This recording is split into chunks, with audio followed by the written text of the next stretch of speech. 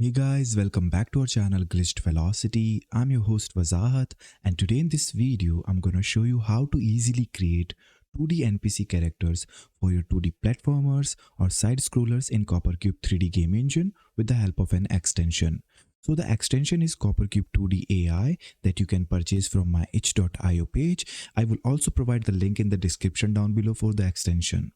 So the extension comes with a lot of different features that allows you to create a variety of different NPC characters. For example, there is tag system, automatic health and damage calculation, the activation system, chase system, random patrolling system, death detection, automatic collision detection, and many more.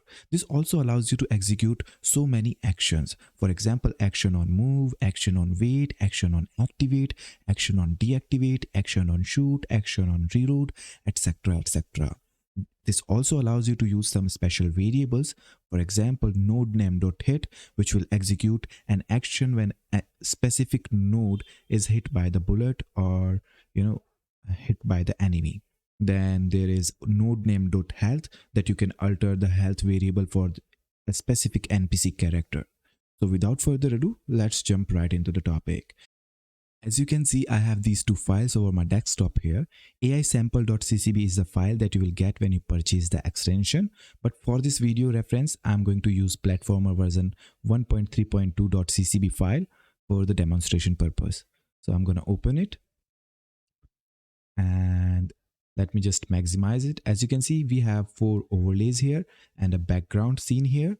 But you might not be able to see any 2D characters. That's because whenever I'm creating 2D games, I prefer to work in the left viewport because it is easier to switch to left viewport than the right viewport. So I'm going to simply click left viewport and you will be able to see all these NPC characters and collectible items like these cherries and ammo collectibles. We have a gun over here and we have our player, this little cute character over here, and these are the enemies. This eagle is an enemy. We have bee, we have slug, we have an opossum, we have a bat and a bear, and this piranha plant, which actually shoots bullets towards the player. So without wasting your time, let's just start this application or run this as an executable file. So go to tools and publish as Windows application so that we can see them in action.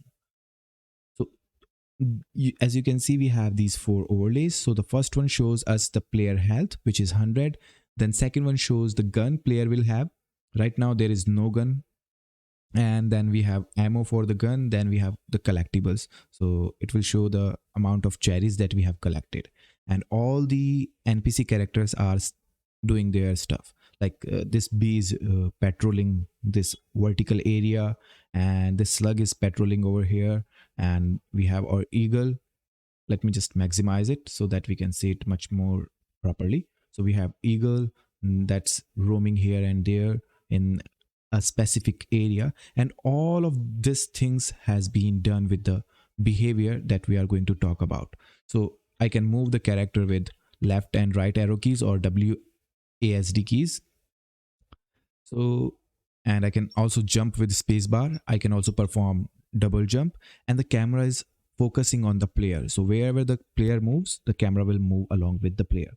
And if I collect this gun, then this overlay will be updated. Like the gun is now BAR. Then we have some ammos like 15 by 10. 15 is the magazine capacity. So 15 bullets gets loaded into the magazine, and we have 10 bullets remaining. And then we can also shoot with the mouse click.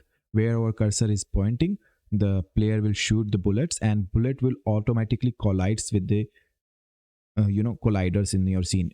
Anything that has collision enabled, the bullets will get collided with it. As you can see, this is colliding with the platform. And I can also shoot the enemies. If I want, I can shoot this bee because it has only 10 health and bullet will deal 10 damage. So I can shoot the bee. So let it come down, and I'm just missing the shots, and we don't have any ammo left in the magazine, so we have to reload the ammo. So if I press R, it will be reloaded. So now we have 10 bullets in the magazine, and I can shoot again with the help of my mouse cursor, and it is a bit hard to shoot perfectly, and I think I'm gonna miss it. So now just it hit the bullet with the B, and the B is now completely dead. You might see an error in the debug console, but it doesn't affect the gameplay. So it is just, you can just ignore this error, and I'm not sure why this appears. So it's a bit hard for me to fix this debug error, but it doesn't affect the gameplay. So as long as this is not affecting the gameplay, we can just ignore the debugging error and it will not be shown in the final gameplay. And now I can just simply jump and collect this ammo collectible. It will give us 100 bullets, and as soon as I come into the radius of this eagle, it will start chasing me like this. It will start chasing me, and if I go out of the chasing radius, then it will just go back to its, and you can see this bat is also chasing me, and I can simply get out of this chasing radius, and they will stop chasing me and go back to their default state. Like if they are idle, they can go back to the idle state. If they are roaming, then they will go back to the roaming state, just like that. And I can also shoot the bullet to the eagle, and eagle has 20 health points, so I have to shoot way more bullets in order to kill the eagle. But I'm not sure if it will. Yeah, so the eagle is just dead. The bullet just hit him. And then I can also shoot this slug over here and it will be dead. Then the bear is, I think, has 50 health points, so I have to shoot at least 5 bullets in order to kill the bear. But I can also kill the opossum, so it will just require me to shoot 1 bullet at the opossum. Let me just shoot it, and he's dead because the bullet hit him perfectly. And I can shoot the bear. 2, 3, 4, and 5. He should be dead. So 5 health points for the bear, and I shooted 5 bullets at the bear, and the bear is dead. And then we can simply collect the cherries. If we want, we can skip collecting them. And let me just show you the bat behavior. It is in the idle state, and I'm not in the activation radius of the bat. But if I go a little bit closer to the bat, then it will get activated and it will start chasing me. Once I get out of this chasing radius for this bat NPC character, then it will go back to its initial position like this and will stay in the idle state. So it will go back to its cave, and whatever it is, then it will simply, go there and will rest there until we get back into the proximity. And you might be wondering why my character is sticking with them, because I have this debugging thing for, I have enabled collision for all the stuff. But if you want, you don't have to use the collision boxes or collider boxes for these characters or player. And let me just shoot the bat and it will be dead because it has only 10 health points, and bullet is dealing 10 health, damaging or giving 10 hit points. So now you can see we have the piranha plant, and it will constantly shoot us with this bullet, and it will play the attack animation or shoot animation. And I can simply collect these collectibles by dodging the bullets. And as you can see, we have 50 health points, and that's because somewhat of the health point has been decreased by the eagle. If our player collides with the eagle, then it will give the damage of 10 hit points to our player. And if the bullet hits the player, if the piranha plant is shooting or spitting this poison, and if it hits the player, it will also give 10 damage to the player. So you can see now it is 40. And it has 30 hit points. Let me just reload my bullets because I don't have any ammo left in the magazine. And I just reloaded it. You can also control the timing or delay for everything. Like you can control the shooting delay and reloading delay, but that's another behavior. It's not included in the NPC character shooting. Or you have to for the shooting stuff, you have to purchase another extension, and it's not yet released because I'm still testing some of the functionality with it. But yeah, it works just fine for now. And let me just shoot him. and I'm not sure if I'm gonna die and not. So yeah, I just killed the piranha plant and my hit point was critical. It was 10, and if I just got shot by one extra bullet and I would have been dead. So we have collected 11 cherries and we have 12 out of 72 ammo left, and we have the gun bar, we have player health 10, and all the NPC character has been dead. And they all had different properties. For example, the bat has the idle state and the plant has idle state, but it also shoots bullets towards the NPC character, and the slug was roaming in this particular area with random patrolling. So it can move here and then wait a bit there and then starts moving either this way, it doesn't matter. And the bee has a vertical fixed patrolling mode, and the bear had a fixed patrolling mode from here to here. So it will complete one cycle. It will start from here and then move here, and once it reached here, it will wait for some seconds or a few milliseconds here, and then it will start its journey to here.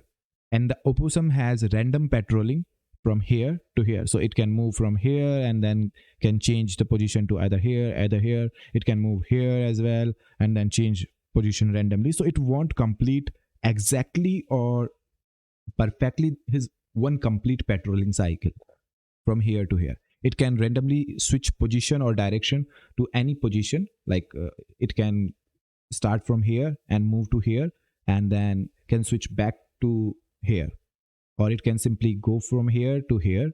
It doesn't matter. So, and it doesn't stop. There is no delay for the opossum, but for the slug there is a slight delay, and for eagle it roams or patrol this particular area. So it will fly in this particular area with the random patrolling enabled, so it can either move here or here or here or here or here or here. It doesn't matter, but it has a slight delay, so it will move here and will wait for a few milliseconds here, and then it will move here and then wait for a few milliseconds there, and then it will switch position. So just like that, they all have some different properties, and we are going to look into those properties in a moment. It's a bit long video, so and it's a bit hard to explain everything in this particular extension because there are so many features and so many toggles and stuff. So you have to bear with me in order to understand everything properly. So before starting or moving to the actual behavior part, I want to show you how the scene graph is prepared, or how each object has been created for the NPC characters. As you can see, we have eagle, bat, bee, and opossum, and piranha plant, and bear, and slug here. So these are the NPC characters, and the player is also an NPC character with the behavior is player toggle turned off in the behavior 2D AI. So how I created these NPC characters. So first node is going to be the base node, which holds every animation or the actual character for your NPC. So eagle is simply an empty node. It can be an empty node, or it can be a cube mesh, or it can be a sphere mesh, or cylinder, or whatever you want. It can be anything. And it doesn't contain any animation data or texture data. It is simply, transparent texture. I'm using transparent add with the black texture, but if you want, you can use transparent alpha channel material with an actual transparent texture. So it is simply an empty node, but it has these rotation and position values. And the enemy idle is the actual animation, or you can say the 2D animation. If I go to the behaviors, then you will see it has animated texture behavior, and it is actually a plane mesh which holds the animation data. And if we go to the bat, again, the base node is the empty node. Then we have bat hung animation, which is the bat idle animation. Then we have the bat fly animation, and they all have animated texture behavior. Why I chose animated texture behavior instead of my own animation scripts for this video reference, and there is a reason behind it. I chose the animated texture behavior because it allows us to see the animation playing in the editor while the animation scripts will actually allow you to play the animation in the final game or the published exe, but it won't play the animation in the editor. So in order to see the animation in the editor, you can simply use animated texture, but it will take a lot of time if you have so many frames to create these animation. So in order to use it easily, you can use my 2D animation scripts to create animations without any issues and in just a few seconds. It simply works with the animation scripts as well. So now let's move towards the actual behavior and let's just look what are the properties and how we can use them to create a variety of different characters. So what we are going to do is we are going to simply close this, or you can say minimize this, and we are going to start a totally fresh project so that I can show you how easy it is or how you can create a variety of different characters or different type of NPC characters with this behavior. So I'm going to open CopperCube 6.6 new editor project, and let me just maximize it and delete the default cube mesh. So we are now starting with a fresh project and we are going to create a basic NPC character, and I'm going to show you all the features of the 2D AI behavior with it. So, and as you might understand that this is a very lengthy video, so I have to make it in a different parts. So I have to pause and cut the video in order to make it properly. Otherwise, you know, it's a bit harder for me to record it in the same time or, you know, continuously. So I'm going to break this video into different parts and then I will be going to combine them into one. So what I'm going to do right now is I'm going to simply switch to the left viewport, as I already have suggested you to use left viewport whenever you create 2D games, because it is much easier to create 2D games in the left viewport.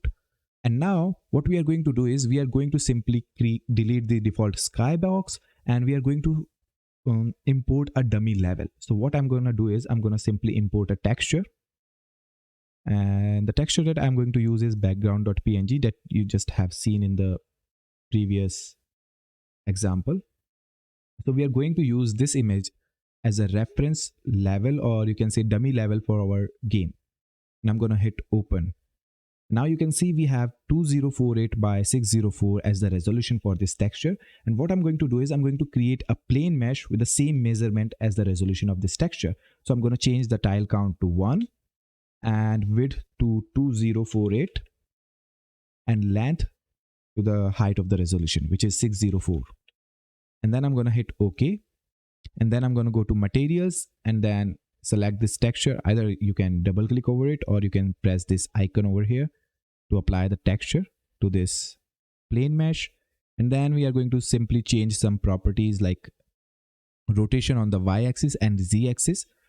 If you are working in the left viewport, then you have to use negative of 90 on the y-axis and negative of 90 on the z-axis so that it will face the camera properly. And now I can zoom out and you can see we have our scene level imported in the 3D view or 3D editor. Then we can also do some changes to the irradiate and irrelate properties for the materials so that it will look much more sharper and crisp. Right now it is a bit blurry and it is not pixel perfect. So in order to use pixel art characters and pixel art levels, I highly recommend you to turn off the bilinear filter. And in order to do that, I'm going to simply switch to the show irradiate and irrelate properties and go to materials and then turn off this bilinear filter 1. And now it is much more sharper and clear and crisp. And what I'm going to do is I'm also going to enable this transparent alpha channel as the material type for my background. And then I'm going to go to advanced setting and then simply turn on this double-sided material. And also make sure that you always select this for plant and grass rendering for your characters and for your backgrounds and all, so that you don't have any Z order rendering issue or something like that with your transparent textures in your game. And hit OK. And then what we are going to do is we are going to simply add some dummy colliders so that our player can stand on them, or so that our player can move in between them. It is totally not necessary, but if you're using the NPC character, it is not necessary to use the colliders, because we are not going to use collide when moved behavior with the NPC characters. So they will be moving in the fixed position, so it doesn't matter. But if you're using the player, then you will need some colliders or platforms so that your player can stand on them. But as we are not going to use any player right now, so I'm going to simply skip that part, and I'm going to create a 2D NPC character. But before creating that, I'm going to simply rename this to BG, which stands for background. And then I'm going to create an NPC character. As you can see, I have these folders over here like bat, bear, bee, beetle, bunny, dino, dino idol, dog, dog idol, eagle, etc. in my 2D NPC characters folder. These are the NPC characters that we are going to use. For this particular demo, we are going to use the bear. So I'm going to hit open bear, and then we have a walk animation for the bear. We just have 4 frames for the bear walk animation, so I'm going to import all of them in the CopperCube editor as a texture. And now we can see that we have 54 by 63 as the resolution for our bear texture.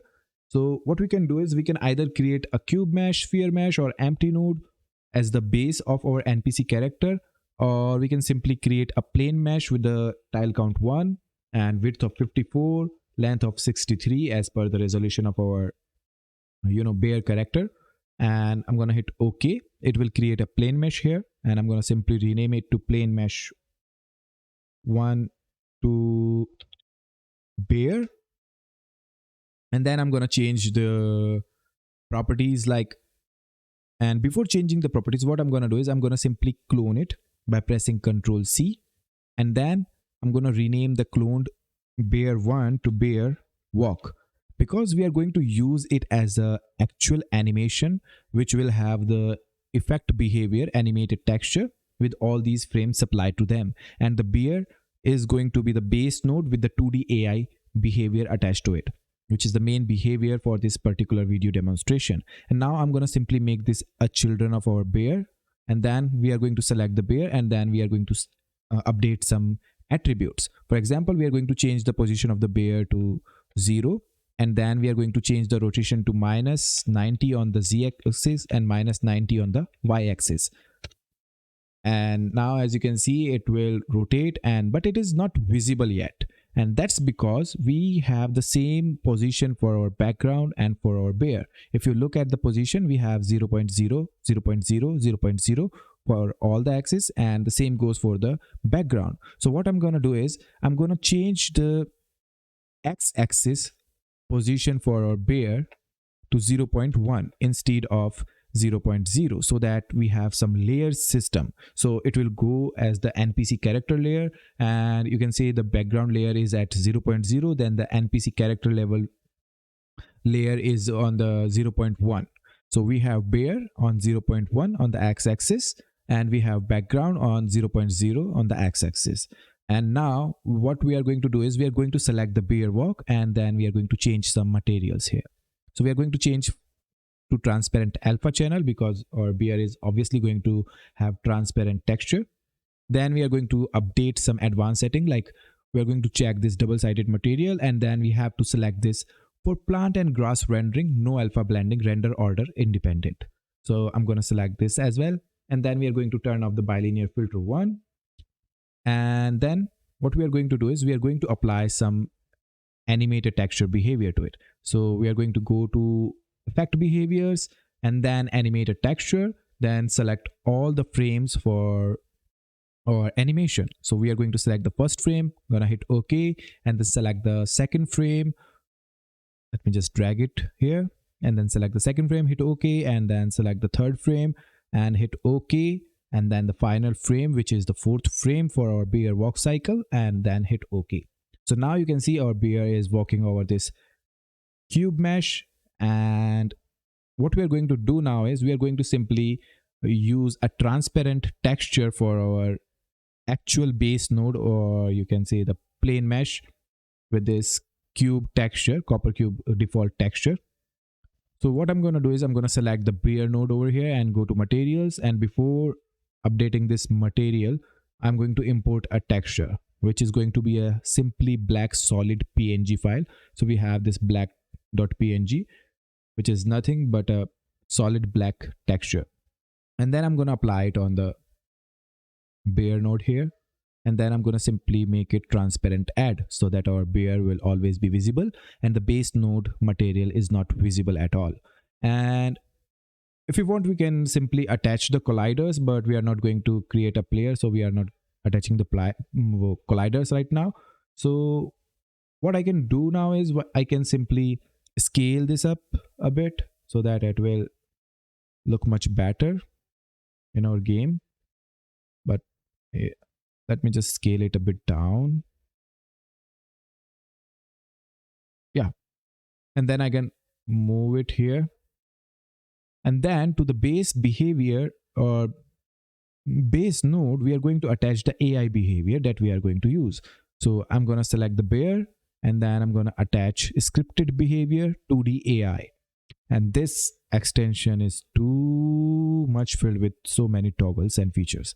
So we have to go by each and every property here in a moment. So as you can see, we are already using the Z forward environment. So we have Z forward selected. And if you are using the X forward environment, which means that your X-axis is pointing towards the right of the screen, then you have to check this option. Otherwise, check the Z forward environment.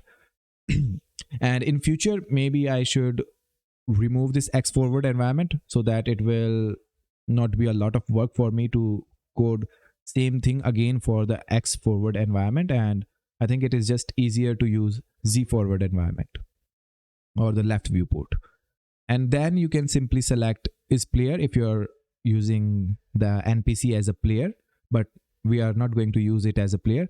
And the rest of the properties will be unaffected if you use is player. So most of the properties will be ignored.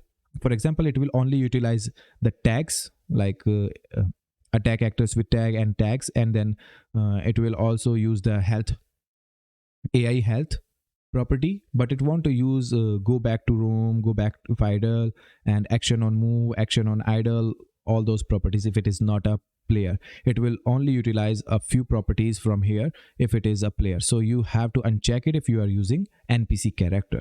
So we are going to create an NPC character, and let me just create a sphere with radius 0 and poly count 0. So it is an actually empty node. So what we are going to do is, let's say we want our NPC character to patrol or roam from here to here, or you can say from here to here. So what I'm going to do is I'm going to simply align my sphere mesh with my scene. For example, I want my bear to patrol from here till here. So first I move my sphere mesh, which is an empty node, to here, and then I'm going to simply grab this location on the z-axis and the y-axis. So on z-axis it is minus 445 and on the y-axis it is minus 13. So what I'm going to do is I'm going to go back to my behavior for the bear, and then I'm going to fill this in the horizontal roaming and vertical roaming. So horizontal roaming,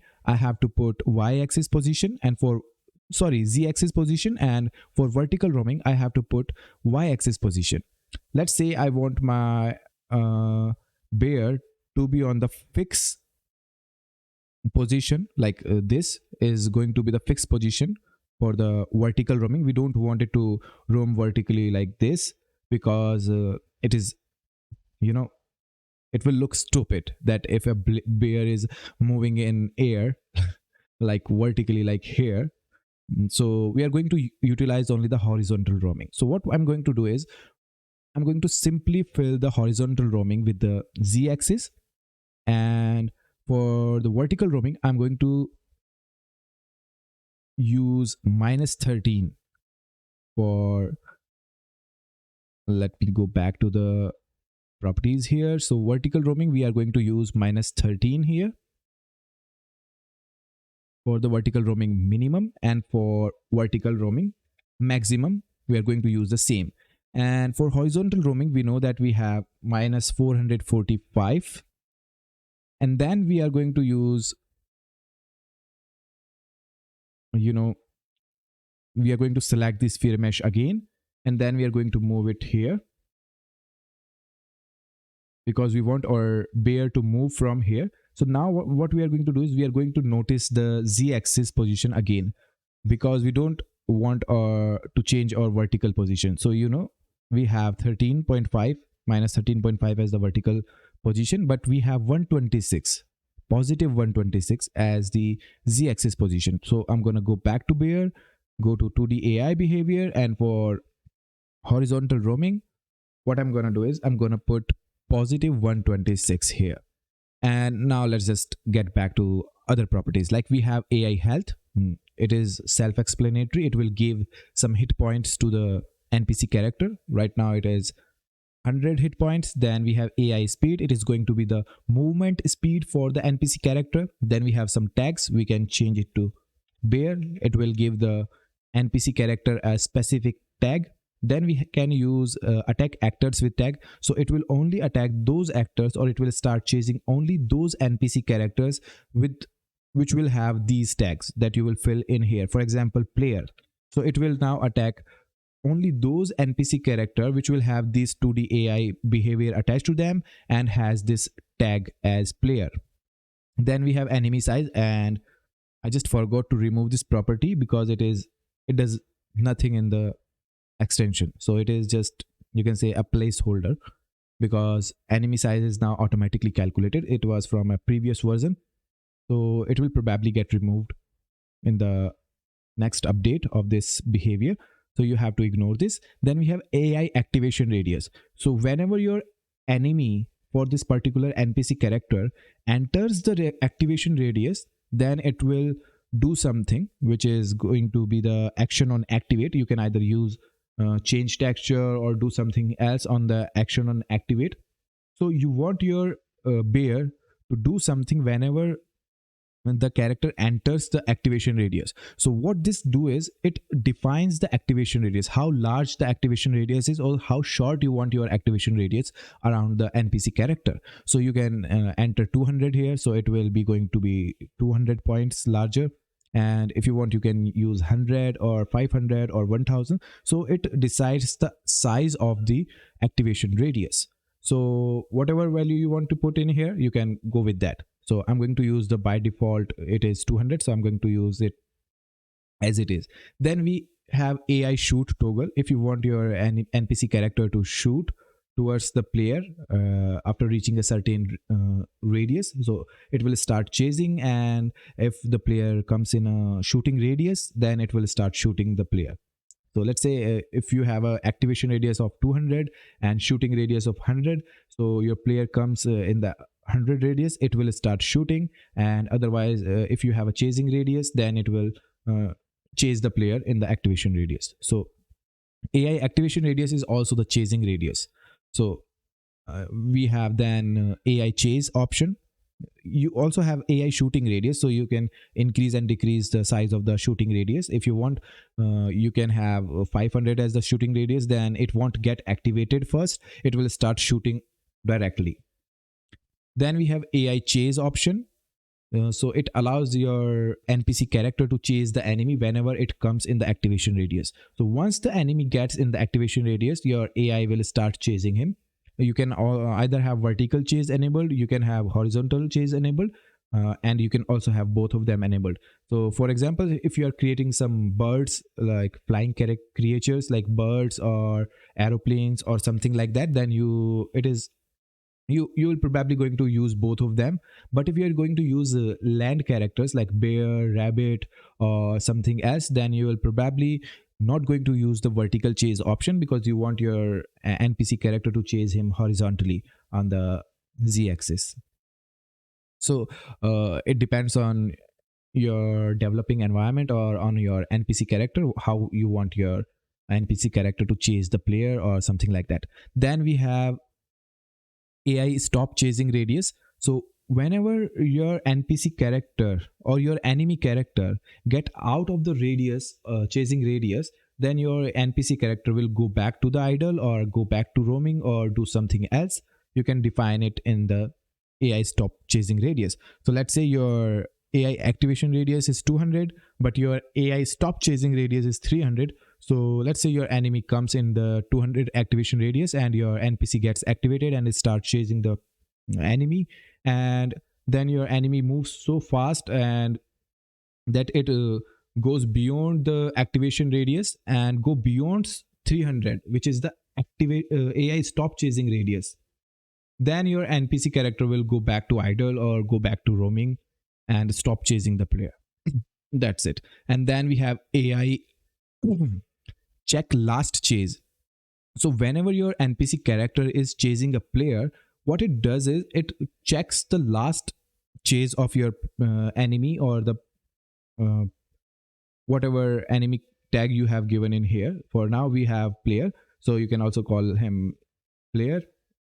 So whenever the enemy character comes into radius and your NPC character starts chasing him, it will chase him to the last location it has seen the enemy. So let's say your enemy runs out of the activation radius, then your NPC character will not immediately go back to the idle position or go back to roaming. It will first go and check the last position it saw that enemy.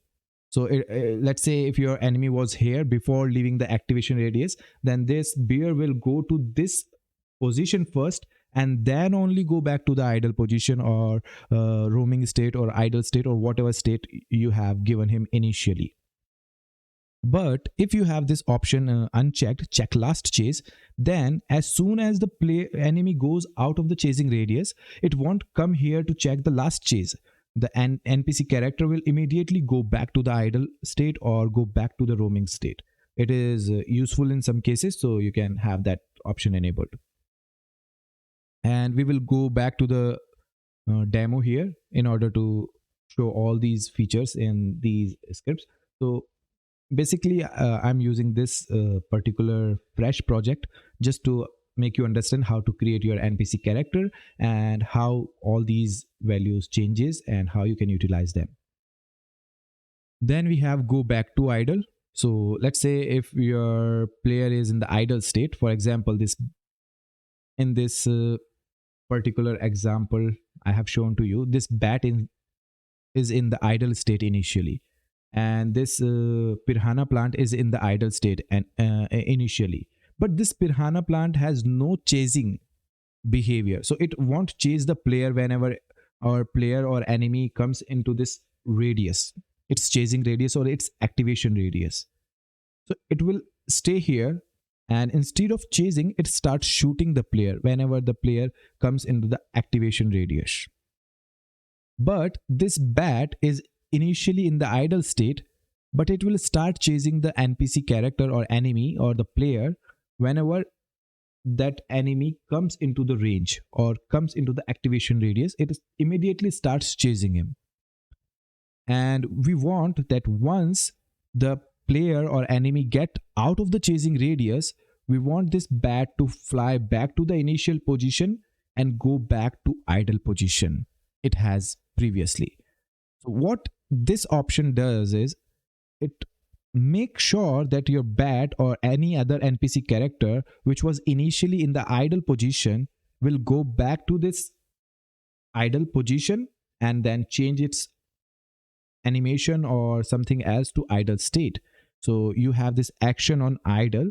You can simply hide or unhide a texture or a scene node or do something else so that it will appear as if your bat goes and fly back to its position where it was hanging to the cliff, and then it will look like as if it was chasing the player, and then it get back to home and then starts doing what it was doing previously. And same goes for the go back to roaming behavior. So if your NPC character was initially roaming or patrolling an area, and if your enemy get out of the radius, then it will go back to the roaming.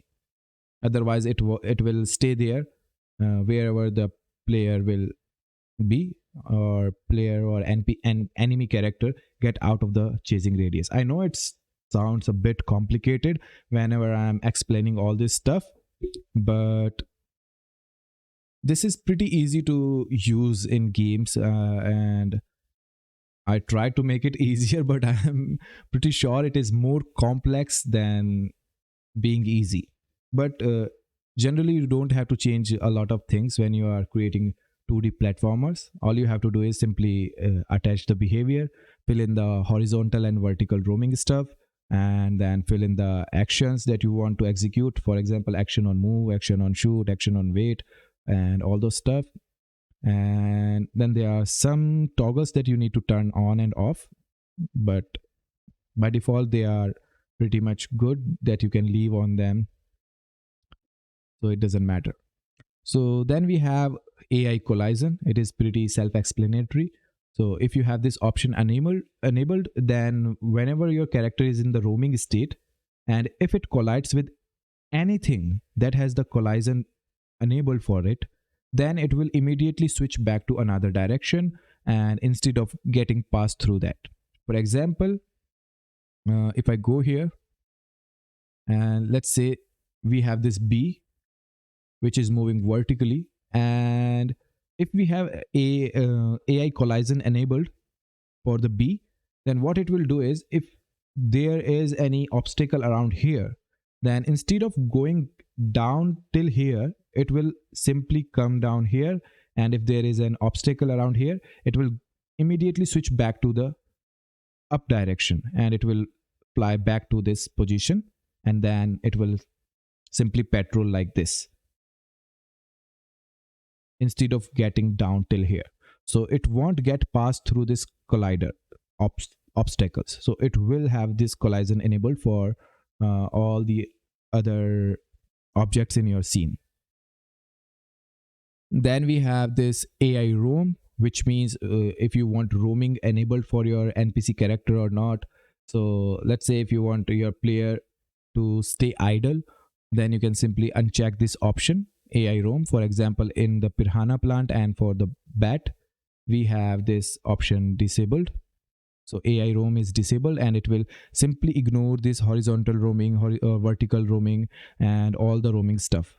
And the chasing stuff, you can also disable the AI chase, and it will stop chasing the NPC character, or you can say enemy. But for the bat, we have this AI chase enabled, but we don't have any AI roam or AI randomly roam option enabled. You can simply uncheck this and leave all the options enabled. It doesn't matter. So then we have AI randomly roaming. So just like I said in this previous demo that I have shown you, this behavior for the bear, it has no AI random roam, which means it will start from here and go specifically to here, and then from there it will go back here, and it will go back here, and then go back and forth. So it won't have any random roaming. But for this opossum, we have this AI random roam. No, sorry, for this slug, we have AI roam, random roam. And I'm going to show you how this works. So this slug will move from here to here, but it is not necessarily for this slug to move exactly from here to here. It can either move to here, it can either move to here, but it will move in between these 2 points. Not necessarily it will complete one cycle. It can either go here and go switch back to the initial position. It can go here and switch back to the initial position, and it doesn't matter. It will randomly switch positions in between these 2 points, or the horizontal roaming points, maximum horizontal roaming and minimum horizontal roaming. So we have a horizontal roaming start and horizontal roaming end. So let's say horizontal roaming start is here and horizontal roaming end is here. Then it will randomly pick a point in between these 2 points. So it will move here, and then it can go back to here, and it will move here and then go back to here. But if you have this option AI random roam disabled, then it will specifically move from the horizontal roaming start point to the horizontal roaming end point, and then simply patrol in between those 2 points. So you can have that feature as well. And the another feature we have is chase bound to roam. So whenever your character is chasing something, for example, if I go back here and let's say we have an opossum here and our player comes in proximity with this opossum, and let's say our player is here and this opossum has an activation radius of like this. This is the activation area around this, and our player is in here. Then this opossum will chase the player, but it will stop immediately at this cliff point, which is the starting point of this opossum for the roaming, or it can be the ending point for this opossum roaming. So it is the bounding point for the roam area for this opossum. So it will never cross this bounding point or boundary whenever it is chasing the player. But if you have this unchecked, then this opossum will get passed through this and it will get here in the air and it will start shooting the enemy or NPC character. So it is really useful when you have something like a unicorn that can move on the land and can fly as well. So let's say you have a unicorn that can chase the player in the air as well, and it can chase the player on the land. So you can have this option simply disable for that unicorn, and it will chase horizontally, and then it will chase the player vertically as well, and it can chase the player outside this bounding area for the roaming. And it's a bit harder for me to explain all these things because of the language barrier and because of lack of the assets or content.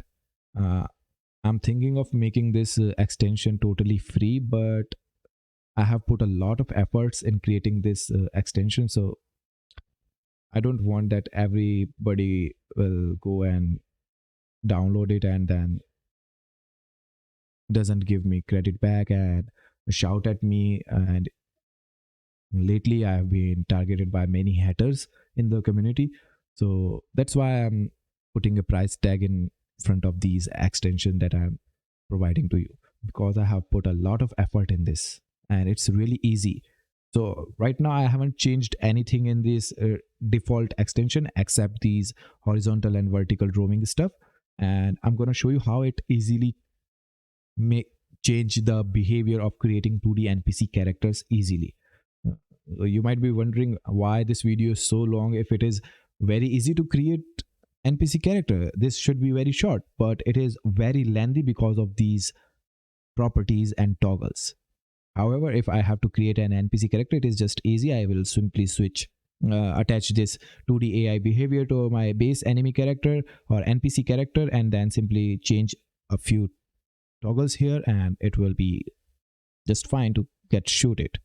And then we have roam wait time. So let's say if you want your NPC character to stop at some point, for example, it is going to walk from here to here, then once it reached to the ending point from the starting point, then you want it to stay there for a bit and then it will go back to the starting point. So let's say beer will start from here and end here, then we want it to wait for 1 second here and then go back here and then wait for 1 second here and then go back here and then wait for 1 second here. Then you can specify 1000 here, which stands for 1 second. So it will wait for 1000 millisecond. If you don't want it to wait, you can simply put 0 over here, and if you want it to wait longer, you can increase the milliseconds. Then again we have horizontal roaming start that I have already shown you, that what it will do is it will be the starting point from where the NPC character will start roaming, and we have the horizontal roaming end, and it is the ending point where the player will stop the patrolling. So if we go here, and then we have the same for the vertical roaming start and vertical roaming end, and we have the same values -13 and -13 for the vertical roaming start and end. So our NPC character will have this vertical position fixed at -13 for starting position as well, and for the ending position as well. You can have vertical position like -13 and 13. Then the NPC character will patrol in that area. Like it will create an imaginary box like this, and it will move into that box or that area. And then we have AI decay delay. So once this NPC character is dead, we don't want it to immediately disappear or immediately goes or deleted. So what we have here is we want it to wait for some seconds or some time. Then we can specify the AI decay delay here. If you want, you can simply change it to 0 so that it will immediately disappear. But for some reasons, we want it to show some effects or something else like explosion or death effect or death animation. So in order to make sure it stays longer until the death animation gets played completely, we have this AI decay delay option here. So you can delay the death and deletion of this node so that the death animation can be played perfectly. Then we have the actions. You can specify an action on move. So whenever the NPC character will move, you can specify an action if you want to execute an action whenever the NPC character is in the moving state. And whenever the NPC character is in the idle state, you can execute an action on idle. You can action on wait. So whenever the NPC character is completes or goes to this point, and when it is in the waiting state, which is like we have this AI roam wait time ms. So whenever the player reaches this position or shows this behavior, you can execute an action. So it will perform action on wait. And then we have action on reload. If you are using the shoot behavior, then you can use the action on reload. So whenever the NPC character is reloading its gun, you can execute an action on them. Then we have action on activate. Whenever the enemy gets into the activation radius, then you can execute an action on activate. And whenever the enemy get past to the stop chasing radius, then you can execute the action on deactivate whenever this NPC character gets deactivated. And you can also execute an action on hit. Whenever this NPC character takes damage, you can execute an action on hit. And then you can also execute action on death. So whenever the player health or the NPC health get passed through 0, then you can execute the action on death. Then action on collision. Whenever it hits any obstacles in the scene, you can execute the action on collision. Then we have action on enemy collision. So whenever the enemy character comes or collide with this particular NPC character, you can also execute an action there. For example, giving damage to the enemy or giving damage to the NPC character, or doing something else like showing a visual effect like explosion or hitting or something like that. And then we have continuous execution toggle here. So whenever you are using this action on enemy collision, sometimes for example, you want to create a laser gun that will give constantly damage to the NPC character.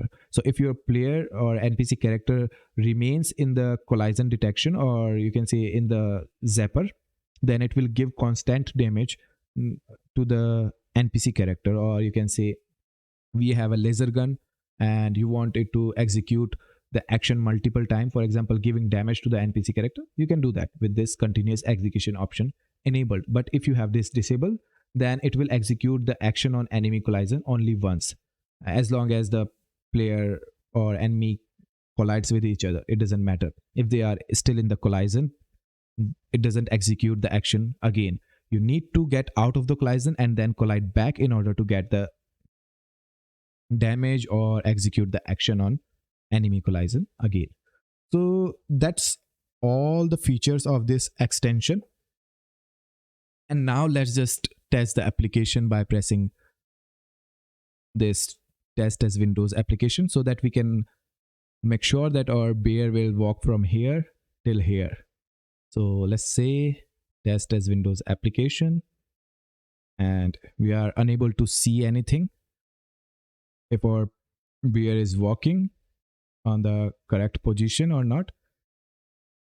And there is reason for this because we don't have any camera in our scene. So we are going to create a fixed camera, and then let me just get to the perspective mode and change the position of our camera a bit like this. Now you can see it is moving randomly in the horizontal position, but it doesn't look like that it is moving in the correct position. So it is moving like this.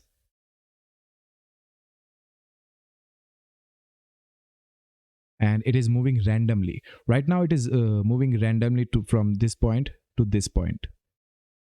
So you won't be able to see if it is completing its complete animation cycle. And what we can do is we can go to the bear and 2D AI and then simply turn off this AI random roam so that it will roam from here to here perfectly. It won't roam randomly in between these 2 points.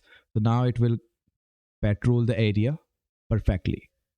And as you can see, we have -13 and -13.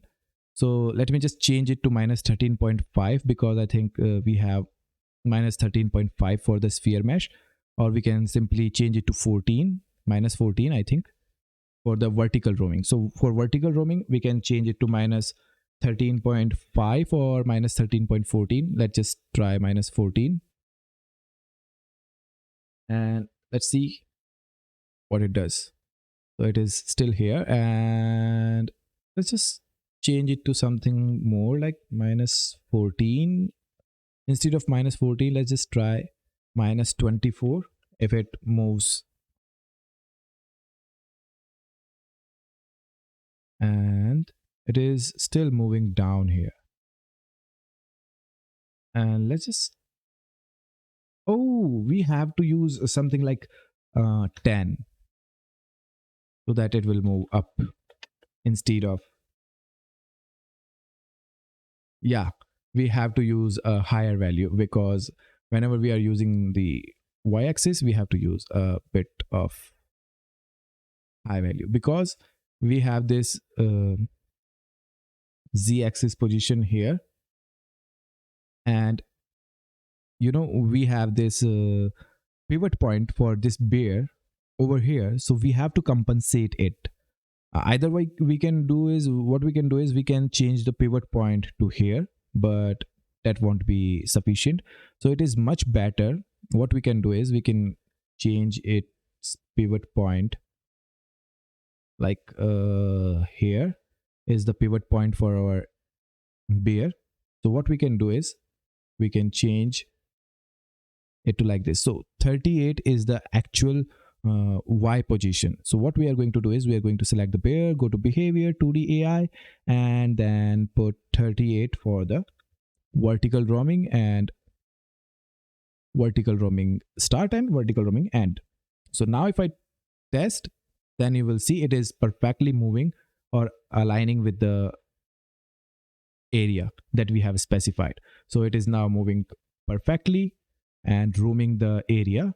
It goes here and wait for a second there, and then it will switch back and goes here, and then it will wait here for 1 second, and we can increase the speed like 0.5 I think. So the movement speed will be increased like this. It is now moving really fast, and yeah, it is moving and waiting for some time there. And then we can simply change it back to 0.2, and what we can do is we can use AI random roam so that you can see how it works again. So if we have AI random roam enabled, then it will stop here, then can switch. Instead of completing this one cycle, it will roam between these 2 points. While if you have turned that off, then it will go here and then complete the actual one cycle. And then we can simply disable the roam wait time to 0 so that it won't roam or wait there. For example, if I disable the AI random roam, and let's see, it goes there and immediately switch back to the another direction instead of waiting for 1 second. So you can see it goes there, and instead of waiting for 1 second, it simply switches back its direction. So this is how it works. And then we can execute an action on move. For example, we can have this 2D overlay just for the reference, and go back to the behavior 2D AI, and then we can simply toggle this on and off. For example, action on move, let's say hide or unhide a scene node, toggle visibility, select 2D overlay and hit OK. And if I press Ctrl F10, then you can see it is blinking because our player is in the moving state. We can also execute it as action on wait. Let's say action on wait, we have hide or unhide a scene node, toggle visibility, select 2D overlay, and let's see what happens. So you can see it waited for very low time, but it execute the action there. So whenever it reaches the end position, it execute the action on wait. So you can also increase the time. For example, roam wait time to 1000, but it will execute the action. So whenever our player is in the waiting state, it is executing the action. You can see this overlay blinking continuously. And if you have 0, it will blink once only. So that's how it works. And with different toggles and with different settings, you can create something like this. We have the B with horizontal roaming and start, horizontal roaming start and horizontal roaming end as the same, like -618, -618. But we have vertical roaming 500 and vertical roaming end as -500. So it roams from here and here like this, up and down. And we have for eagle, we have action on enemy collision. So we are giving damage to the player. Player.hit will be true. And in player, we have the 2D AI NPC character behavior, and we have action on hit, I think, or something else maybe. So we have 2D bullets, and in 2D bullets, or maybe 2D platformer controller. So yeah, we have in 2D platformer controller action on hit. So it is giving damage to the player. So it is setting or changing the player health variable to -10. So all these behaviors are correlated with each other. So if you use the 2D platformer controller, and if you are using 2D AI, and if you have this, for this eagle, we have the set or change variable, player.hit is equal to true for anything, then it will also execute in the player controller as well. It will also execute in the 2D AI behavior as well, and it will also execute in the 2D bullets extension as well. While 2D bullet extension is not yet released because it is still in developing, because there is a little bug that I need to fix, while it is just working fine, as you have seen in the demonstration video when I tested this particular project as an executable. So then we have this piranha plant, which is in the idle state because we don't have any chasing option enabled. So you can simply disable this AI chase. Then you don't have to change anything for the vertical chase and horizontal chase. They all will get disabled automatically. So if you have chasing disabled, then all the chasing related functionality will be disabled. So if you have this shooting disabled, then all the shooting related functionality will be disabled. And AI roam is also disabled, and AI chase is also disabled, so that it will be a static NPC character, so that it won't move from its place. But whenever the player comes in the activation radius, it executes some action on idle and action on shoot. We have actions on activate. So whenever the player comes in the activation radius, it executes some or changes some variable which allows it to use the gun for shooting.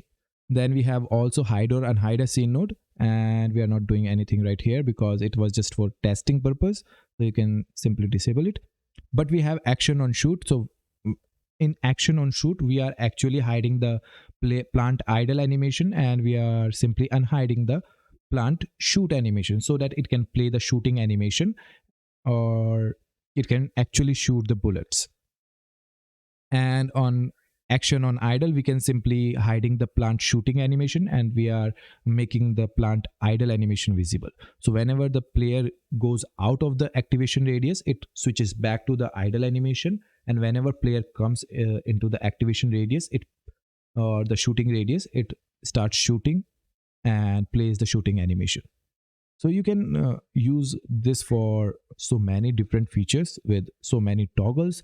Like you can use for shooting, AI shoot is enabled, and this bat has different features with this AI go back to roam. AI go back to idle, go back if idle. So if it is in the idle state, then it will go back to its initial position. And if you have go back to roam enabled, then after leaving the chasing radius by the enemy, it will go back to the roaming state. So let me just test this application again before concluding this video tutorial. So let's start the application, and we have collected the gun. We have this eagle chasing us, and whenever we comes in the proximity, we already have you can see here the eagle already gave us 10 damage because we have hit him. However, it was hard to see if we hit the eagle or not, but it actually did give us damage. So like this, if I 80 and now 70, and I can stand on him and it will just fly me over to the moon. And that's because we have collision enabled for our player, and we have collision boxes for our enemies, or you can say the NPC characters. And I also have this weird debugging thing because I always fall off the ground. So I made this ladder playing animation, like this ladder climbing animation for anything else. So it is actually a bug, but I will fix in the platformer extension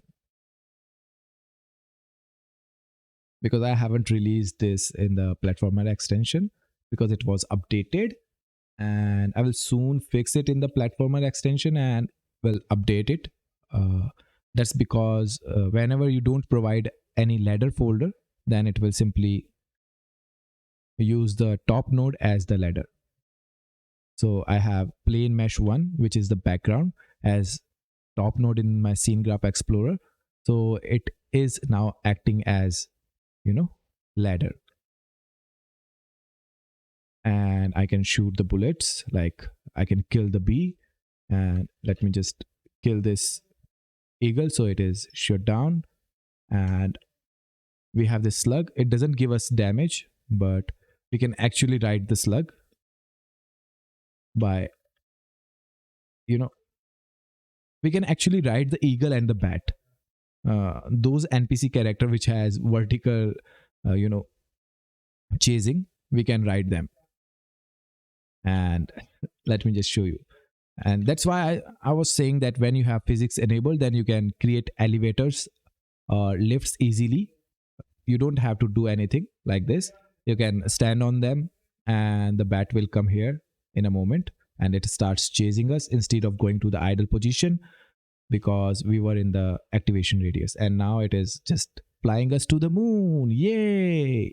And that's because we have collision enabled for all these NPC characters. You can simply disable the collision. Like if I go to the eagle, and I was using the cube mesh, so I can simply disable the collision, and let's see what happens. So now it will just give us damage, and instead of colliding, it does nothing. So it will stay here, and if I go there, it will follow me or chase me, and if I move like this, and it will still give us damage, but there is no collision and it won't give us a free ride to the moon. And Why I have this collision enabled for all the NPCs, and that's because, let me just show you. If I have this collision disabled for eagle, let's say, and if I shoot it, it won't get, the bullets will not get detected, and that's what the bug in the shooting extension that I need to fix, and now my player is just dead. So there are a lot of different things that I need to fix with the other behaviors, but I think that I have just completed this AI extension that you can use to create NPC characters very easily. As you have seen, I didn't have changed much in the this NPC behavior for the bear. It is just the default values like default speed, default health, and I just changed the tags here like this. And just for the sake of video, I will show that all these NPC characters in this particular demo uses same features, like it has bear tag and it has attack actors with tags as player. So all of these NPC characters has the same enemy, which is player, and for the player we have this player tag and we have attack actors with tags as any actor. So when you have this is player enabled, then it will treat it as a player instead of an NPC, so that you can move it, you can have shoot with it and get damage and deal damage to other NPC characters. So I think that's all for today's videos, and yeah, that's pretty much about it. You can play with these properties and toggles by yourself to get different variety of characters like this bat, this opossum, this slug, and you can increase or decrease their movement speed. You can have them static or idle, you can have in them motion, and you can have them in random motion. You can have them in, you know, chasing state or idle state or whatever you want. You can create a lot of different things, not only just NPC character. You can create zappers, for example. You can create a static texture with a zapper playing or laser texture, and then simply have AI roam disabled and AI chase disabled. And whenever your player comes in the proximity, or whenever you have this action on collision with enemy, action on enemy collision, you can simply give damage to the NPC character, like you can use the bear.health or NPC character name.health variable to give damage. You can either decrease it by a variable value, or you can simply execute action on hit. For example, we have this special variables node name.hit. So let's say we want our bear to give damage whenever it comes with proximity with a laser or zapper. Then you can simply go here and write the name bear and then dot hit, and then simply set the value to true, and it will execute the action on hit. So if I go here and select the eagle, I have already shown you, but just to make it clear, I'm going to explain it again. So you can see player, which is again an NPC character, and dot hit, and then the value is true. So what it will do is it will execute the action that your NPC character will have here in action on hit for the 2D AI behavior. Or if you have the 2D platformer controller, then it will execute the action on hit for the platformer controller. And I can also set action on hit here as well, it doesn't matter. And if you have 2D bullets, then it doesn't have any action on hit, so it will simply execute the action on shoot, action on impact, action on empty mag, action on reload, like that. But yeah, that's pretty much all about it.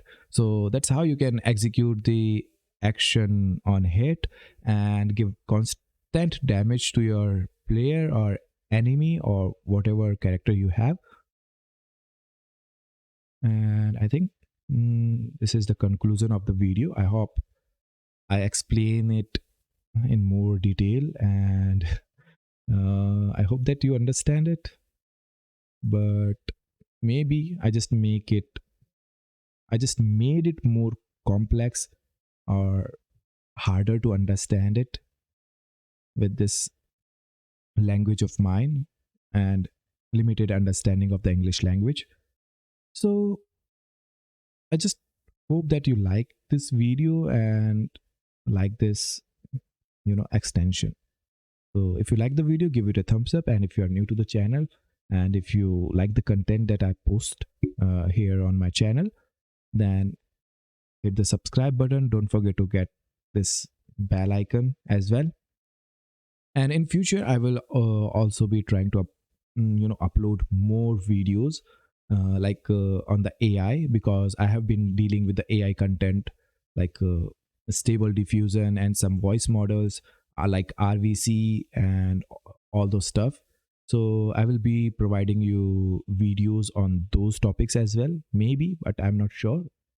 So stay connected, stay safe, hasta la vista, bye bye.